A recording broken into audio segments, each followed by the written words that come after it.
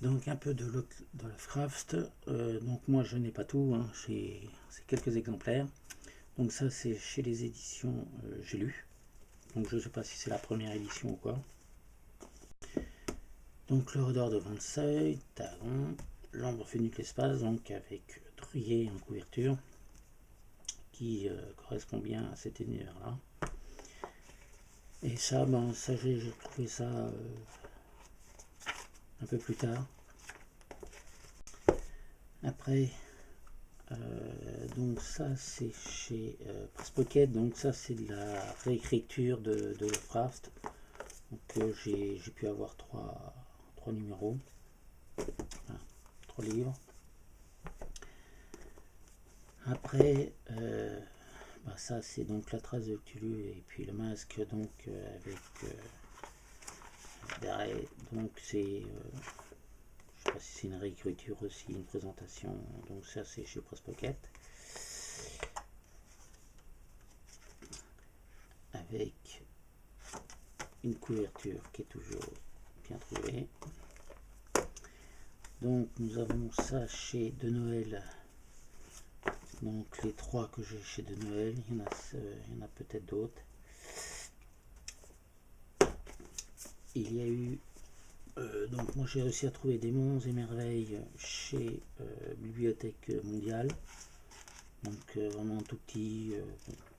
C'était un complément de chez 10-18. Donc le mien est assez fatigué. Après j'ai réussi à avoir Épouvante et Surnaturel en littérature. Donc je pourrais plus vous dire ce qu'il y avait. Voici un recueil de nouvelles.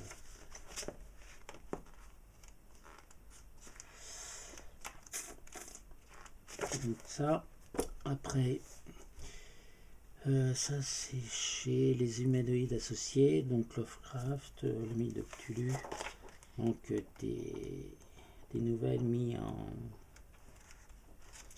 bande dessinée. Bon, certains styles vont bien, d'autres beaucoup moins bien. Et il y a aussi chez Métal Hurlant. Ça, je l'ai retrouvé en bon état parce que le mien était fatigué. Donc là aussi, de la bande dessinée. Bon, il y a Nicolet, je crois, qui se débrouille très bien dans le style. Donc ce qui paraît des extraits du Necronomicon.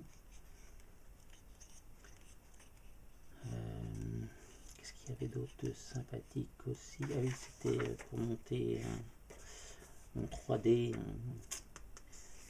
un hommage à Lovecraft, donc découpage, coller sur Bristol et tout ça. Donc ça c'était un truc pas mal de Métal Hurlant. Petit bonus sur Monsieur Lovecraft. Donc il existe la quête onirique de Calas l'inconnu. Alors ça c'est donc un texte libre de droit qu'on peut télécharger. Alors honnêtement j'ai pas tout lu parce que c'est vraiment des descriptions de paysages et c'est long, donc vraiment pour juste compléter la collection. Sinon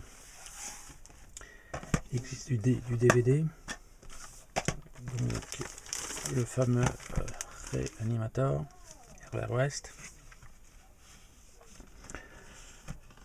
Donc l'esprit de Lovecraft, alors bon, ça dépend des fans, peut-être que oui, peut-être que non.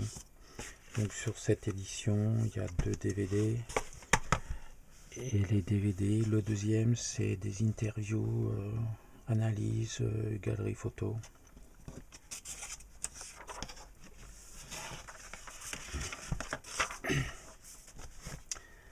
Après le numéro 2, le numéro 2 moi j'ai pas très bien accroché.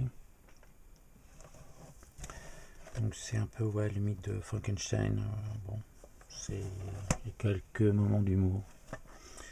Après il existe le numéro 3. Faut reconnaître que l'acteur Jeffrey Combs est très bien dans ce rôle. Donc là aussi, on reprend le principe Terror West. Bon, c'est à voir. Entre ceux qui connaissent pas trop Lovecraft et puis ceux qui connaissent beaucoup, chacun aura son opinion. Alors, donc il existe aussi From Beyond. Alors ça, je l'avais vu quand j'étais un peu plus jeune, mais 30 ans après, et ça a mal vieilli quand même. Je parle pas trop des effets spéciaux, mais la façon de présenter la chose. Enfin, les goûts, les couleurs. Et il reste le Necronomicon. Alors ça, il y a 3 histoires dedans. Alors moi j'ai bien aimé les 2 premières, car c'est vraiment dans l'esprit Lovecraft. Troisième, non, j'ai rien compris. Ici, ça représenterait donc H.P. Lovecraft avec le Necronomicon. Bon, il y a une petite interview de Christopher Grant et puis du fameux Brian Yuzna.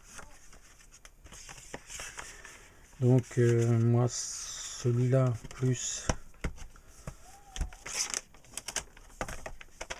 donc le Necronomicon plus le Réanimateur, c'est 2 bons DVD qui représentent bien l'univers de Lovecraft. Et il y en a d'autres, hein, mais je les ai vus, mais j'ai pas du tout, ça ne m'a pas du tout plu. Donc voici pour Monsieur Lovecraft.